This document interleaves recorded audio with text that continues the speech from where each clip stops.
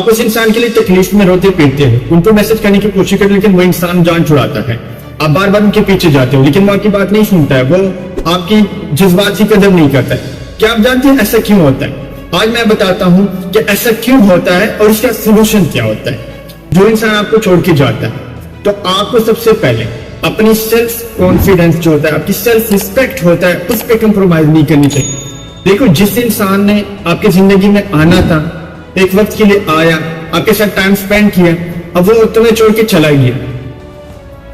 تو اس میں یہ نہیں ہوتا کہ آپ نے کوئی گناہ کیا ہوتا ہے یا آپ سے کوئی غلطیاں ہوئی تھی، اس انسان کا آپ سے دل بھر جاتا ہے۔ ایک چیز بتاؤں، وہ کہتے ہیں نا کہ اگر کوئی انسان آپ سے جانا چاہتا ہے نا جہاز چڑا کے، تو اس کو جانے دو، آپ اس کے بارے میں سوچنا بند کرو۔ اگر وہ انسان تمہارا تھا نا، وہ واپس آئے گا، اگر وہ آپ کا نہیں تھا نا، تو پھر اللہ کا شکر ادا کر کے کہ اللہ نے آپ کی جان چھوڑی، کیونکہ اللہ پاک قرآن پاک میں فرماتا ہے کہ ایک آپ کی چوائس ہے، ایک میری چوائس ہے، ہوتا وہی جو میری چوائس ہے، کیونکہ اللہ تو سب سے بڑا ہے، تو وہ وہی کرے گا نا جو ان کے لیے بہتر ہوگا۔ لیکن دوسری طرف لوگ یہ بھی شکوہ شکایت کرتے ہیں کہ اللہ پاک جو ہے وہ تو ہم سے 170 ماؤں سے زیادہ محبت کرتے ہیں، پھر وہ ہمیں اذیت کیوں دیتے ہیں؟ وہ وقتی اذیت ہوتی ہے۔ اللہ کبھی کسی انسان کو اتنا نہیں آزماتا ہے، اتنی تکلیف نہیں دیتا ہے،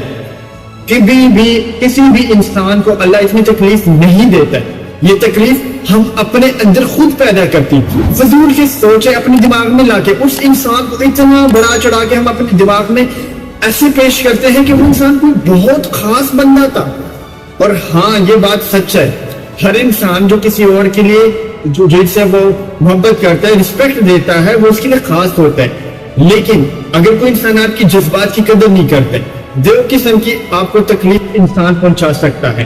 ایک فزیکلی، کوئی اٹھے ہاتھ اٹھائے، آپ کے اوپر ڈنڈے سے مارے، کسی طرح آپ کو فزیکلی آپ کو تکلیف پہنچائے،